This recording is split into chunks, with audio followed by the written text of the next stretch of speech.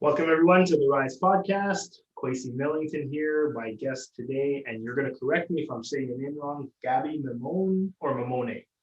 Oh, not bad, not bad. So it depends if you want to use your hands and sound Italian. Okay. So it's mammone. Gaby Mammone, and Gaby is short for Gabrielle. Gabriella. Gabriella, yeah. And I've known you from Toastmasters, so I've always called you Gaby, and that's what we're. If you're okay with that, I'm going to call you Gaby.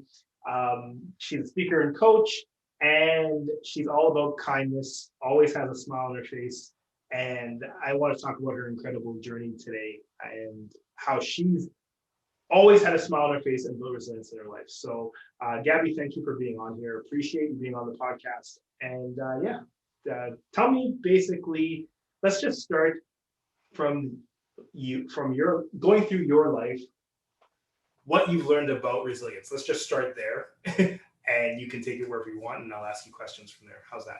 Thank you, Kwesi. Yes, that's wonderful. And just so the listeners know, my background is quite eclectic in the sense of I'm a mom. I have a diagnosis of multiple sclerosis. My kids have special needs. I really just have a lot going on. I work. I'm a business owner, and yet, like Kwesi said, we all we have a story. We all have a story, and what has got me to this point of being able to smile is the topic of resilience. So that's I just wanted to share that we all have a story, but we all can prevail as well. So And there are a lot of layers there: mom, business owner, special needs, children, business, um, life in general. And like I said, you always do it with a smile. And when I think of kindness, I think of you. You have an initiative called Kind Projects, is it? yeah, so my company is called Kind Projects, and Okay. ultimately what we do is we support charities and not-for-profit groups and even for-profit companies, but as long as there's a philanthropic approach to a cause that they're supporting. I believe in gathering people to support a common cause, a common good. And so that's what we do. And so the company really supports these organizations from any perspective, whether it's grant writing, whether it's emceeing, training and development, blog writing, social media. We've got a nice team of people that can help these organizations fill their projects. Awesome. And you're doing this all in spite of, and I want to get into that for listeners and for my own understanding. If you don't mind, tell me about your diagnosis with MS, when that happened, where you were in your life, and how that changed you and your outlook. Yeah, for sure. So when I was in my 20s in school, I remember having challenges. I would fall often, my fingers would get tingly. Sometimes I would wake up and I would not have peripheral vision in my left eye, and even incontinence, and so there was just a lot of embarrassing things and unexplainable things. So I'd been to several neurologists and done several tests like evoked potentials and MRIs and very spinal taps and different things. And long story short, at the age of 30, I was diagnosed with MS. And for those that don't know, multiple sclerosis is it's a disease of the central nervous system where basically it can attack bodily functions. There's approximately 4 stages of MS, and each person experiences it very differently. So symptoms can be anything like spasticity, tingling, incontinence, cognitive issues, memory loss. I mean, there's just so many things that can bring on an onset. And then it can be progressive as well. Some people may have to rely on a cane or a scooter or a wheelchair to have mobility, and then it can even become secondary progressive where it can actually become a little more severe and have further attacks and exasperation. So there's different levels, and so I'm in relapsing remitting, which is the first stage. And I am fortunate because I have over 30 lesions in my brain and 2 in my spinal cord. And so when I look at my brain MRIs, it's scary. especially because many are close to my cerebellum, which is what controls motor skills. And so, according to science, I actually shouldn't be walking. So it's a scary thing not knowing what tomorrow will bring, because literally someone can wake up the next day and not be able to swallow or speak or walk, and it's just such an unpredictable, invisible disease. So living with the unknown has been hard, but when I was diagnosed at the age of 30, it was that stage of I was newly engaged. I was about to get my own first house, start my life and, planning for a family. And, I was thrown that massive curveball. And it was hard. Now, I made the choice back then, and I'm not saying it was the right choice, but I made the choice back then to stay silent. I did tell my fiance, he still married me, so that's great. I was worried about that. But I chose not to tell my extended family or my employer or anything like that, for fear that I wouldn't get promoted or for fear that people would treat me differently. And I also didn't know much about it, so um, it was just a really hard time for me. However, I aligned myself with the MS Society of Canada. I, joined blogs and community groups to learn more. I empowered myself with knowledge. And I would say about 5 years in is when I decided that it was time to tell people, because I was having a hard time living with myself. And what I mean by that, Quizzy, is, at the time I was employed and, I might be late for work because I couldn't drive because my feet were numb. But I couldn't say that to my boss because he didn't know that I had MS. So it would be like, oh, traffic, that's why I'm late. And so I found myself becoming someone that I wasn't proud of. And so that's really one of the catalysts in deciding that it was time to let it out. And I'm glad that I did, because I had this weight lifted off of me when I said to people that, this is what I'm going through. And the support was wonderful. People really want to reach out. Sometimes people don't know what to say, and that's okay. I learned along the way that it's my job. If people don't ask me how I'm doing, that's okay. If I want to share how I'm doing, then it's my job to share it, and it's my job to educate, and that's okay. And so that's one lesson I learned along the way, and I aligned myself with the MS Society of Canada to the point where I became an ambassador. I'm an ambassador for all of Canada. So I help with, I'm seeing their events. I help with talking to newly diagnosed people. I help with their campaigns, awareness campaigns, fundraising initiatives. And, I love it. And that's helped me heal internally, because when you can be of service and be a servant to someone, it helps you indirectly. It helps you. And that was paramount in my internal healing. So Yeah. little Um, piece of my power, story. the power of purpose, right? I mean, Oh yeah. more purpose to actually be able to serve people and be a face of positivity and power in spite Yep. of diagnosis. I wanted to ask you, and I love that you mentioned that you shared with people and that helped you to kind of heal. I always say that struggles shrink when we share them, right? Yeah. So when we share our struggles with people, they do shrink. And that has been seen as one of the biggest predictors of our ability to be resilient is having support around you. Um, Talk to me about what I've heard as almost a relief factor. And it sounds strange, but you were going through these symptoms in your 20s. Mhm. And when you were diagnosed, I know sometimes like cancer patients or other patients that have serious diseases will say that it was a relief to finally have a name, to know where to direct my focus after all the unknown. Did you experience any of that, or what was that like the moment you got the diagnosis?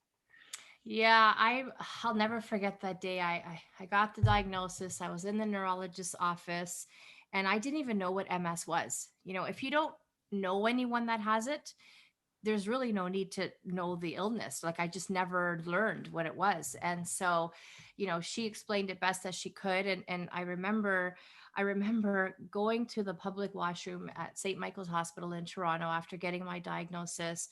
I closed the stall and I just cried and cried and cried. And I thought, what happens next? Like, what do I do? And I called the vice president of our company, And I didn't say why, but I said, I've just received some terrible news, and I've got I had a really big presentation the next day with the president and the VP and this whole, and I was the one that was presenting. So I said, I just want to let you know I will be there, but I just got some terrible news, and I'm just not in a good headspace right now. So if you don't mind, I'm not going to do the run through with you tonight, which is what we were supposed to do. I said I'm just going to go in there tomorrow and do a great job. And she was lovely. She's like, Gabby, I don't know what the news is, but you don't even have to come tomorrow. I'm like, no, no, I'll be there. I'll be there. And I did. I did go, and I did a damn good job, by the way, in that presentation. I have no Um, doubt. yeah. I have no doubt. We're Toastmasters. I get Yeah, it. we got to figure it out, right? I wasn't a Toastmaster back then, mind you, but yeah. And so yeah, I just remember going home, and I typed in the letters MS in Google. And then that's when I realized that Microsoft had a lot of information on there. Nice. That didn't help me. Yeah, So I typed in multiple sclerosis. I learned a lot. It was very overwhelming because, how do you not get scared? How do all these thoughts? Am I going to be in a wheelchair? Can I still be a mom? Can I still have kids? Am I going to be able to talk and see and walk and talk? And so all of these, limiting beliefs and fears came in my mind, but how could it not? Right. And so that was part of the reason I think why I kept it silent, was because I didn't know what to tell people, because I myself didn't know enough about it, and treatment options and how my life is going to change and all this kind of stuff. So it was hard. It was hard at the beginning, but my advice to anyone that's newly diagnosed is it doesn't have to be that hard. I made it hard because I was uneducated in terms of what it was, and I was just reading all the bad stuff. But I'll tell you, my life has been so fulfilled. Having MS has given me purpose. I think that having MS has allowed me to see things so differently that I probably would not have seen before had I not had the diagnosis. Um, and one of them is kindness. I've got a kindness project called Be Aware, Be Kind, and it's just a volunteer initiative where I gather videos of anybody telling us an example of what kindness is, and I put them all together and I put it on YouTube, and it's just a feel good video. And it's cool when I get submissions from people all over the world, so that's neat. That's cool. I love that. And but again, it just helps us remember that we're all here to give and be of service, and there's always something to be grateful for. Even if we've got these massive struggles that we're going through, there's always something to be grateful for. We just got to have the mindset to do it. absolutely. We can all use more kindness in the world. I wanted to ask if it's okay. Um, what take me into the life of someone with MS? What's your daily habits? What are your daily habits like that may be different from someone who doesn't have it? And Yeah. how is life more challenging for you when it comes to your daily life? Right. So MS is not a cookie cutter disease, which means although we all have nerve damage, it is different for every single person. Some are active, some are not active, some are worsening, some are not worsening. It really just depends. So allow me to explain. Like, so here's a cable. So pretend this is our nerve. Around our nerve is this sheath. It's called myelin, and our central nervous system attacks this myelin, so exposing the wire that's in here. That wire again is our nerve. And so by doing that, it affects it differently. So depending where on your nerve and what part of the nerve in the body, your brain is going to react differently to where that nerve damage is, which is why every single person experiences it so differently. So I can tell you my experience in living with MS, daily symptoms. So I have tingling or numbness in my feet and my hands typically. I have Lermits, which is like sometimes it hurts so much even to touch my own skin. The pain is just unbearable. Sometimes I still have my loss of vision. Some people have optic neuritis.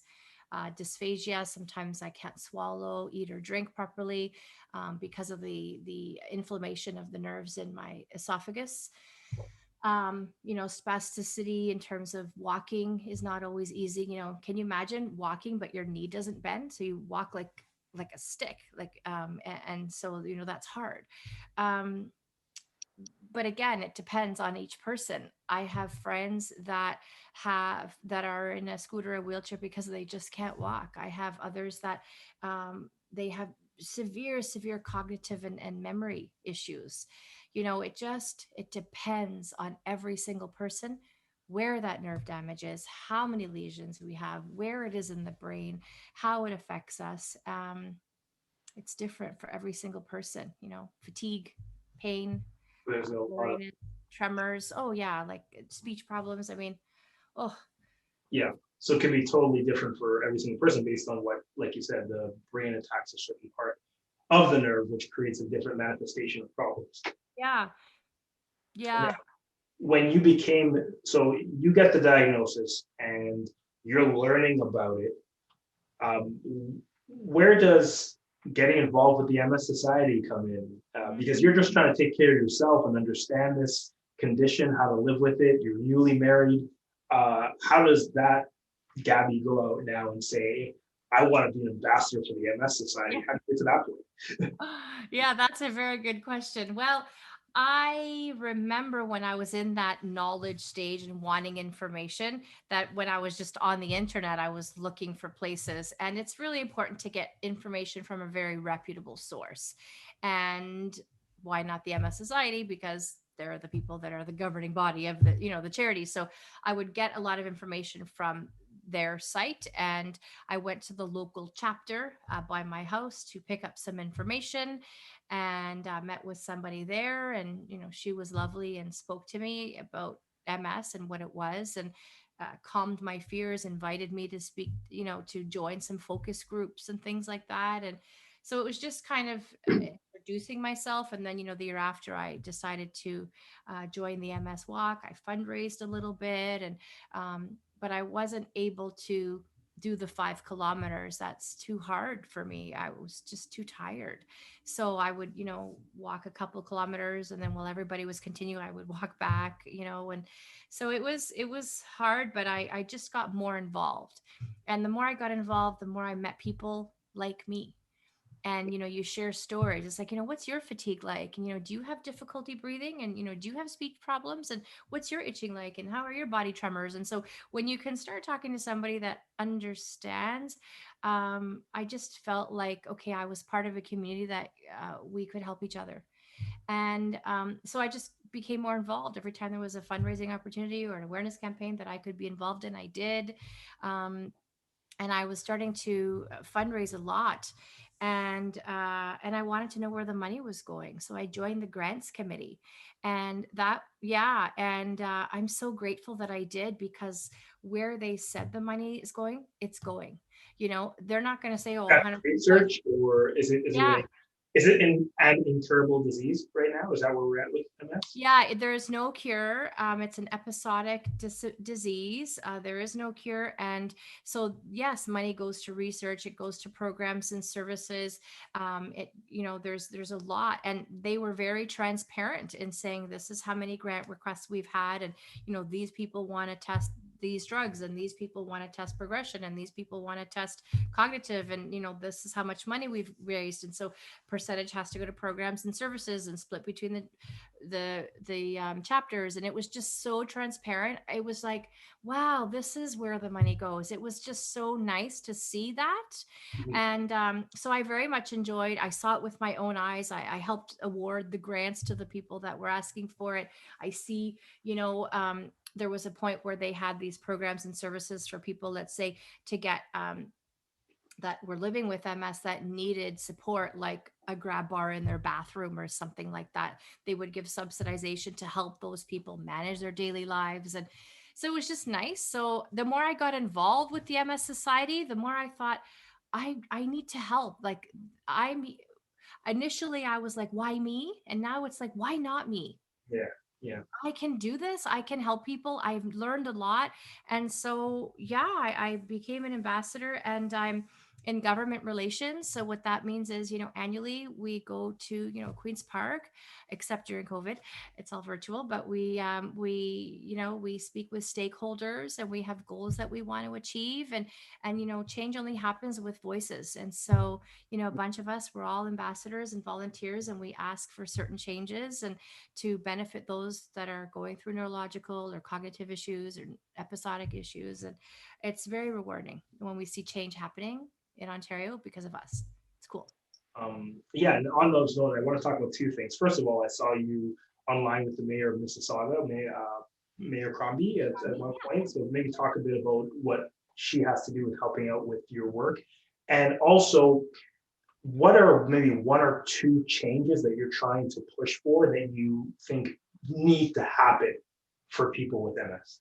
Oh, okay, cool. So yeah, Mayor Crombie is awesome. She has been a massive supporter of the MS Society for as long as I can remember. She comes to our walks. She's been on the stage with us, saying a few words. We had activities. She'd be right there. So she's been absolutely amazing. And we also have wonderful organizations that support the MS Society. So for example, A&W has Burgers to Beat MS. So every year they will donate money for every team burger sold.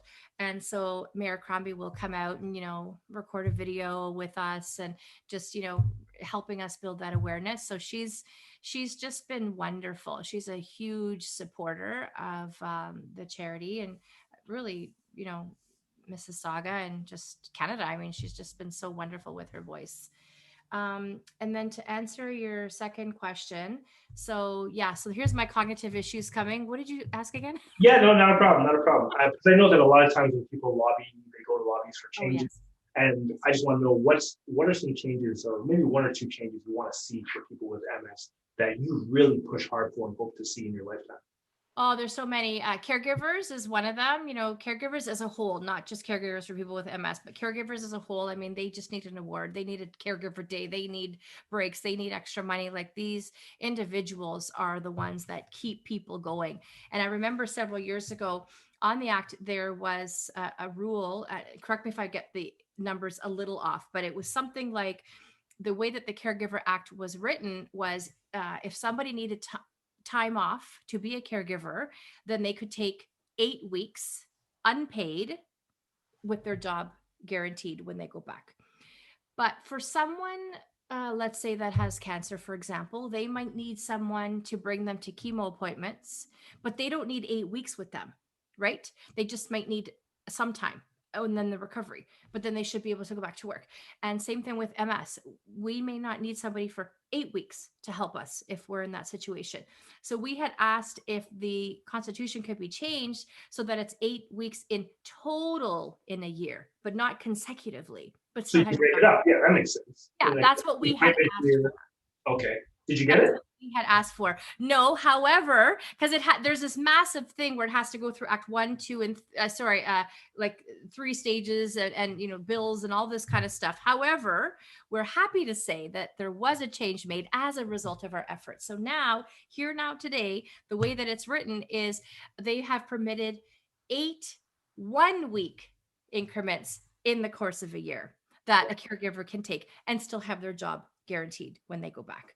So you see, caregiver, like anybody who has any job, can now take 8 weeks or 8 1-week slots during a year and have their job guaranteed. Okay. And that is as a result of the team that I was with. We're all volunteers. We met with, MPP. We had these goals, and we're proud of that. That change happens because of voices.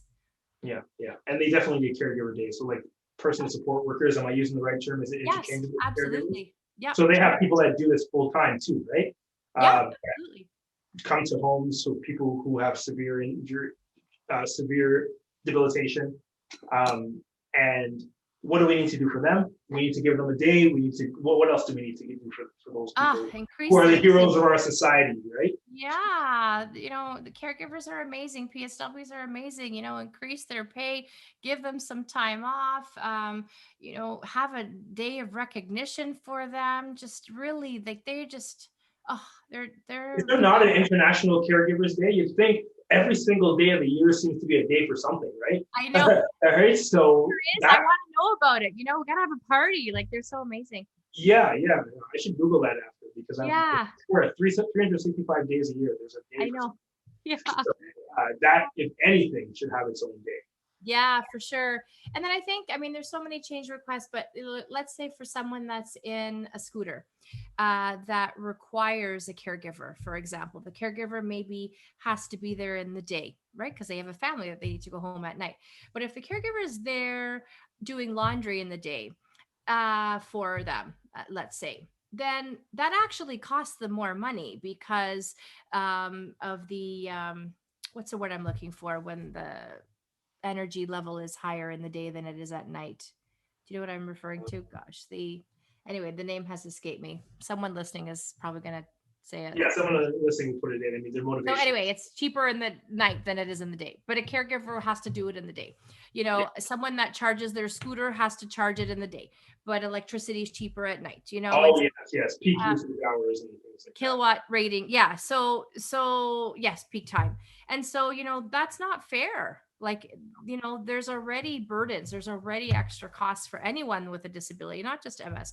So it would be helpful if there was some grace, some leniency, subsidization for people that need that help, you know, their driveways shoveled and, you know, and Yeah, removing the snow at the end of the driveway, the woodrow. And so it's just, you know, I feel for those that have disabilities that require that support because their expenses and burdens are already higher. You know, just I'd like to see them get a break, you know, because Kwesi, I believe, will either all have a disability or know someone that will have a disability.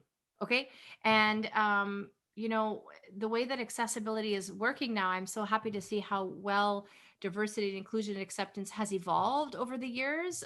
Beautiful to see. I'd love to see us fully accessible by 2025. I know we've put a lot of efforts there, but just, you know, giving people a voice and just giving them a break. You know, some people just have it a little harder than others. That's all. absolutely. Okay, well, thank you for sharing that. And yeah, I do believe that we need to take better care of the people who take care of us. And I like what you said about either we're going to have a disability or know someone with a disability. So it's going to affect everyone. We just need to treat these people better. But I think the work you're doing is definitely helping with that.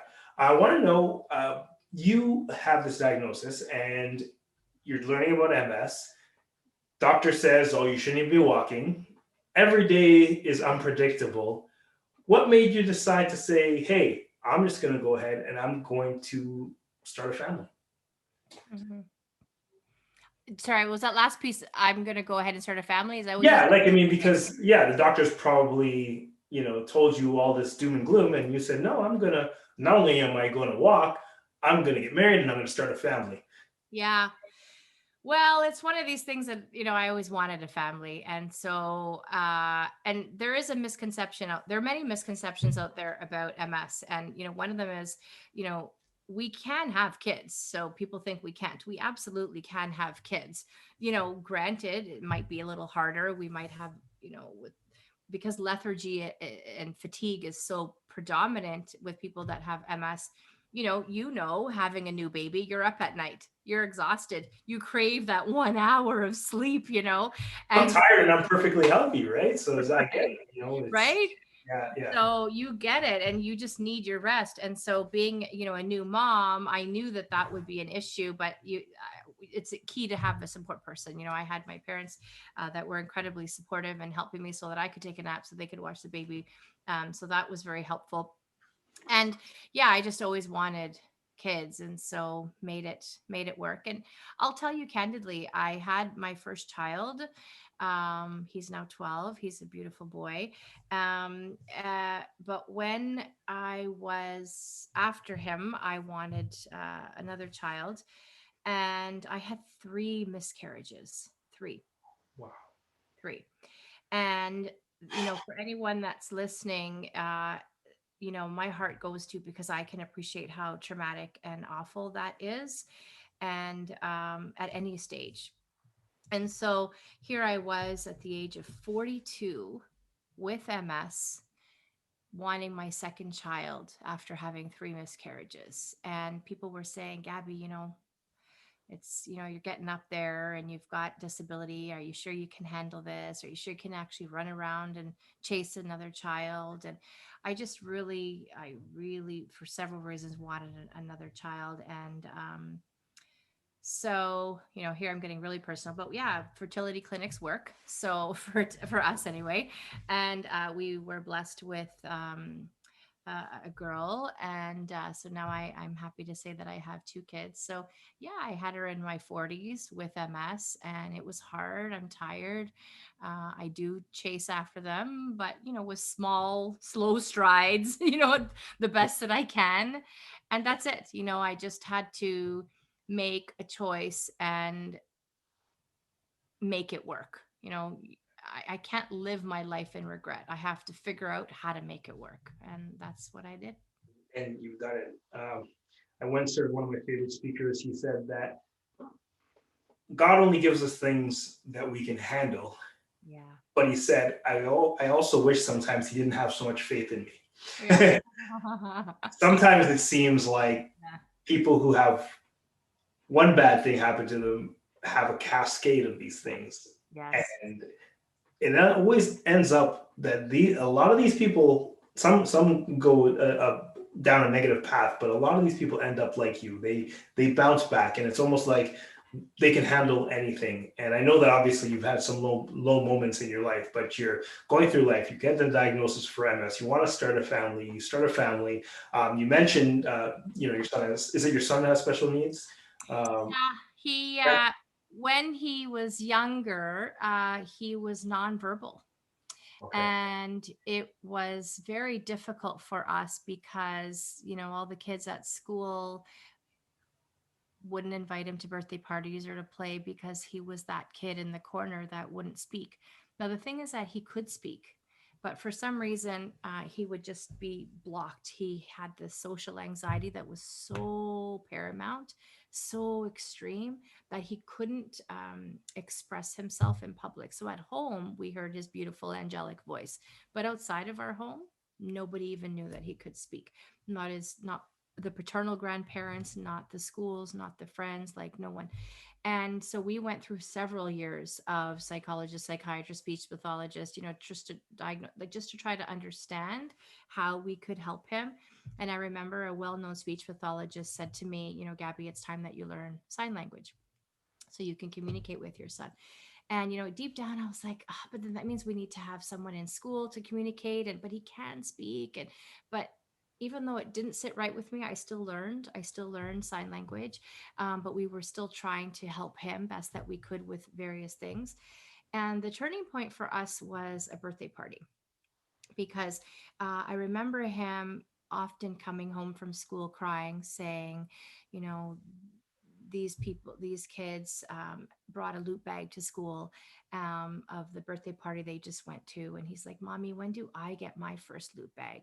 When do I get to see what a birthday party is like? And you're a dad, how heart wrenching That that was. hits me differently now that I have a son. I Oh can my gosh. feel how Like, emotional that must have been for oh you. my gosh, it was like punch me in the gut. It's like, how come I don't get a loot bag or get to go to a birthday party? And it was just heart wrenching, like really, until one day. When he was 6, he was finally invited to his first birthday party. So you can imagine how ecstatic we were. And we were so excited to go to this place with bouncy castles and a clown. And it was certainly a little overwhelming for him because, again, he's never been in that environment before. So the kids were jumping and screaming and having fun. And that's okay because he was there because he wanted that loot bag. And so, I sat with him and we were just enjoying watching everyone. And, he would whisper in my ear with how he was feeling. And it was nice. Like I saw his little cute smile and it was nice. And then at the end of the party, the clown had asked all the kids to sit down and say, "Okay, boys and girls, who here would like a loot bag?" And all the kids were like raising their hands, saying, "Me, me, me, me, me." And then my Luca is his name, Gianluca. I could see him just raise his little hand, and I was like, "Oh, so cute! He wants a loot bag, and he's finally gonna get this dream that he's wanted so for so long." And then the clown said, "Okay, if you want a loot bag, all you have to do is line up here and yell out when you get to the front of the line, 'Happy birthday, Daniel!'" Uh, he didn't want to yell, of course. He wouldn't even speak. Yeah. And that was the condition for him to get the loot bag. So I saw him like it was like he was melting, Quizzy. Like his head went down. I started to see tears roll down his cheek. He started to have a little tremor. And I was like, oh my gosh. I was just beside myself with emotion. And I was trying to be the strong mom. So what I did was what any parent would do. I lined up for him and I said, don't worry, I'm going to get your loot bag. I'll be right back. So when it was my turn to get to the front of the line, I turned back and he was gone. So I ran around the play center screaming his name. The manager was following me, screaming his name, couldn't find him. I ran outside, Quezzy, just afraid. And would you believe we spotted him across the street, sitting on a curb, holding his head like this, crying. Mm. So I ran to him. I thanked God for keeping him safe. I picked up his little shaking body and took him home. And I thought, something has to change here. Like, he felt so excluded. He felt so, he was just not, he was just, there was no inclusion there in the sense of he just felt like an outcast often. And he had this social anxiety that hurt him so badly that he didn't have friends and things like that. So anyway, long story short, the next day when he came home from school, we opened up his knapsack. There was the loot bag from the party with a little note from the mom that said, Gabby, um, you're doing a great job. You matter. And here's my number if ever you want to talk. And, that's what I needed. I needed somebody to reach out and let me know that it's going to be okay and that I'm doing a great job. And I needed to have that validation that that I am a good mom. And so I realized that I needed to figure out a way to connect with him. And everything we were doing just, I felt wasn't working. And so what happened next was we had a scheduled appointment with a psychologist, and the psychologist showed him 4 pictures, a flower, another flower, an umbrella, and a clock. And she said, I would like you to point to the 2 pictures that are most alike. So again, flower, flower, umbrella, and clock. And he pointed to the umbrella and the clock. So she thought, oh, I wonder why he didn't point to the 2 flowers. And so she asked him 19 more questions along that line. Here are 4 pictures, point to the 2 that are most alike. And he got every single one of them wrong. So she said, I'm going to leave the room and I want you to explain to mommy in the first picture, why did you point to the umbrella and the clock? When I come back, mommy will tell you your answer. She left and he told me, he's like, Mommy, because the flowers are different colors. But when you stand underneath an umbrella, it's the shape of the clock. So you just saw it differently. He just saw the world differently. He wasn't wrong, technically. So when she came back, he was able to whisper in my ear a perfectly logical explanation as to why he picked those pictures. For every single one. Every single answer. So yeah. She said to me, technically, on paper, your son didn't get any right. But she said, I'm giving him 100% in my mind because I have never met with a child that can explain it as well as he has. Hmm. And so I realized I needed to just connect with him differently. And that's exactly what the journey had in store for us. He loved wires, Quezzy, he loved wires and cables and extension cords and electronics. That was just his passion. And so that's how I spoke to him. Every time I wanted to get a message across, I would say, okay, so think of this extension cord and I would kind of weave it into our story. And, I would ask the school if I could go earlier and stay later to play with him in his classroom with cables and extension cords so he could hear his voice in the classroom and know that it's safe.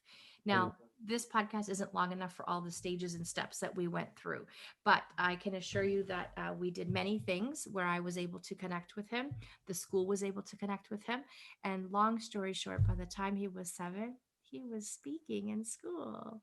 Okay. And now he's fully integrated, he's said the morning announcements, he has friends, he's been to birthday parties, and it's been a long journey for us because alongside he also has epilepsy. And so, we had to deal with seizures and we had to deal with some other issues as well.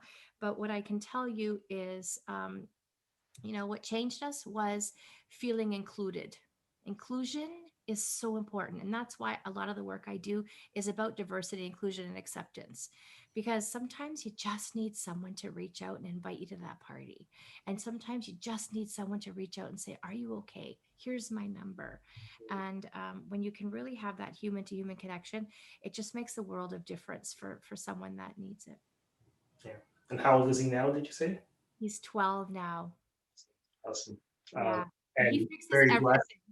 He He's fixes it, that passion for electronics and cables. Oh my gosh, he fixes everything for me. It's so good. That's awesome. It's awesome. And he's blessed to have a mom like you. And it's interesting that you say cables because that's how you explained MS to me with a Yeah, cable. right. So you Yeah. got used to explaining things through cables and wires.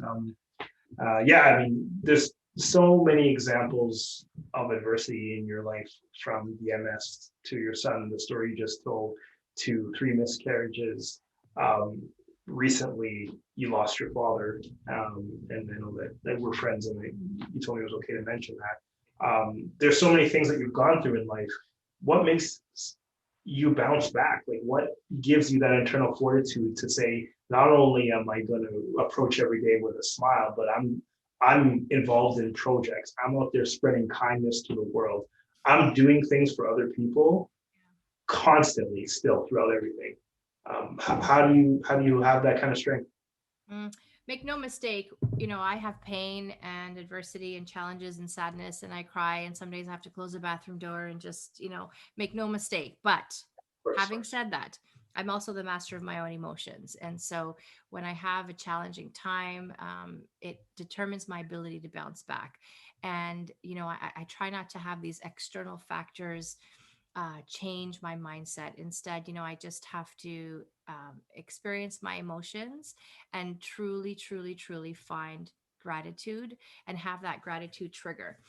Because when you can find gratitude, when you can find something you're grateful for, it brings joy into your life.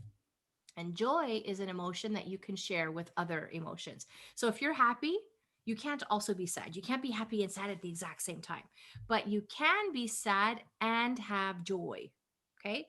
And so by being able to find gratitude, even though you know we're going through challenges, whatever someone's challenge may be, we can still find the joy in whatever situation we're in to really reduce that cortisol level, which is a stress hormone, and inject your brain with the positive neurotransmitters, dopamine, endorphins, serotonin. And so once you can build that framework, I really feel like it makes a massive difference in being resilient, in doing this work to reframe these negative emotions and just bounce back.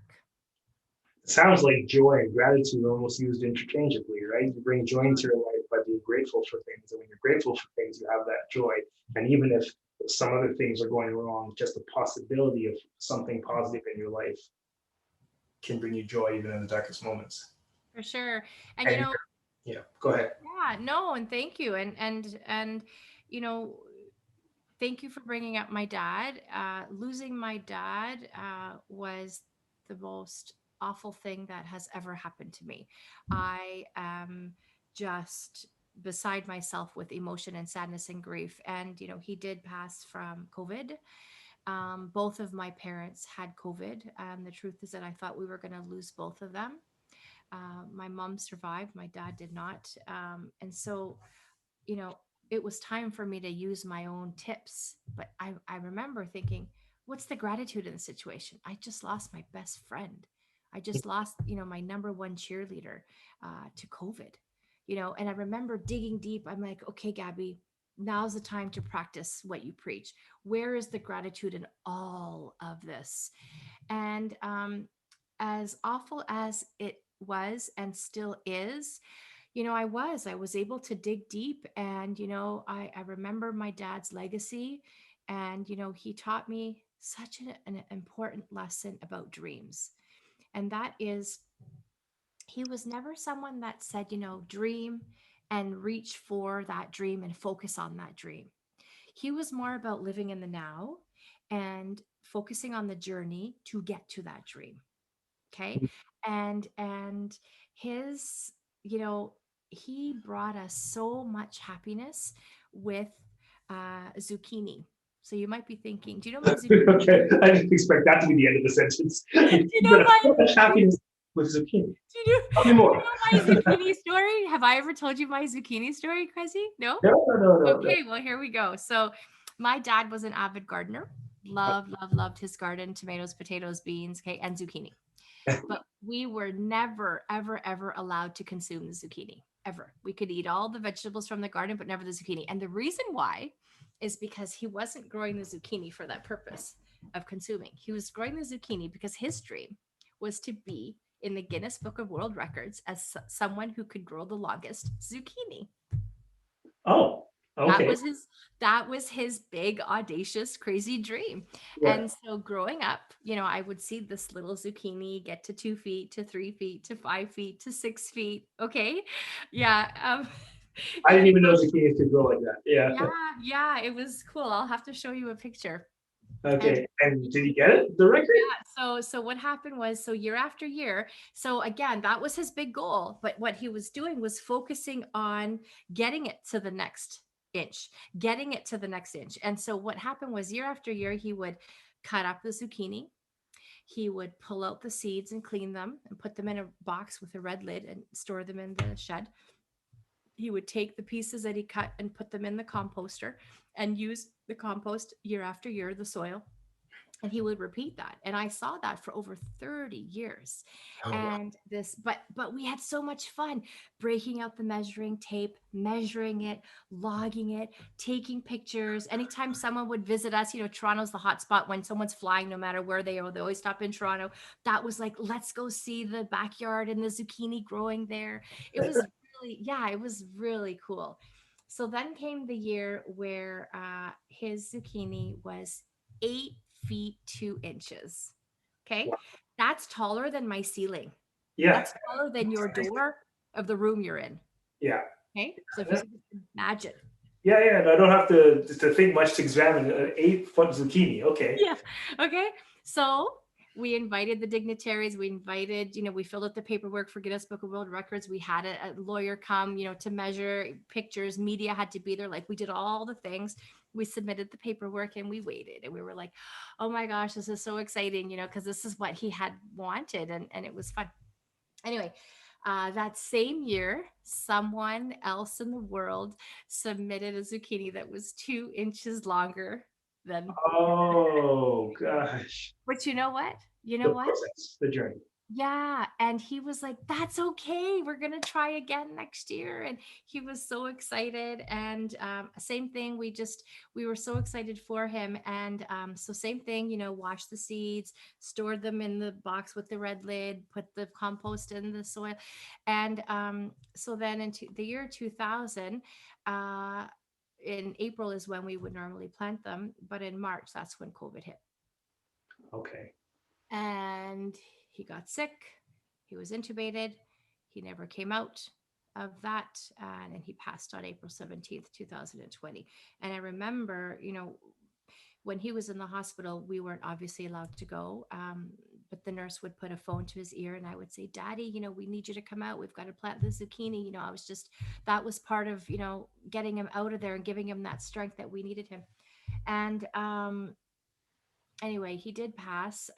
But in his honor, my mom, my brother, and I took those seeds and we thought we would plant them in our respective gardens in my dad's honor. And, it's interesting because by the end of the summer, Kwesi, would you believe that between my mom, my brother, and I, those seeds didn't even sprout off of the dirt? We couldn't even grow them. And I'll tell you why. The lesson that I learned was because that was my dad's dream, not mine. So I realized, sometimes we chase other people's dreams. I was enjoying the journey watching him. Yeah. But I never put that same love and compassion and sunlight and water and logging, and I didn't do all of that. That was his journey. Okay. And I I share that story because so many times in life we're living someone else's dream, when it's just important to recognize what your own is and really truly understand the journey to get there and enjoy that piece. Because looking back, those are my fondest memories of measuring the zucchini and logging it and taking pictures and all this stuff. It was the journey. It wasn't that he'd never got the Guinness Book of World Records. It was the journey year after year, what we experienced watching it. So that's what he told me. That's a beautiful, beautiful message. Yes, so a lot of times, and I think we all can relate to that, chasing someone else's dream, following someone else's journey. And the key is enjoy the process, not necessarily, okay, I have to get the record, or I have to get whatever it is in your life, right? The raise or that trophy or whatever it is. Thank you for sharing that. And you are a shining example of resilience. That's why I wanted to have you on here. The ability to bounce back, the ability to be a giver, to be moving forward no matter what happens to your life. Before we finish, I just want to know, where can people find you? What are you up to? And how can people connect with you? Thanks. I appreciate that. So my name, Gaby, is with one B. Okay. So Gaby with one B. So it's my full name, Gaby Mammone. So it's GabyMammone. So Gaby Mammone. Those are all my handles: my Instagram, my Facebook, my Twitter, and then I've got a website which is also my name, GabyMammone.ca. And then of course my company is kindprojects.ca. So, and of course, people can always reach out to you and you can connect me because we're connected. Yes, I'll make sure that's available in the show notes. Uh, Thank you very much, Gaby Mammone, Mammone. for Gaby being with one B. on the show. And I look forward to just staying connected with you and maybe even enjoying a meal with you one day with zucchini here. You got it. I still can't grow the damn thing, but I'm trying. That's what groceries are for. Thank you again. Thank you. It's been a lovely day chatting with you, Crazy. Thank you.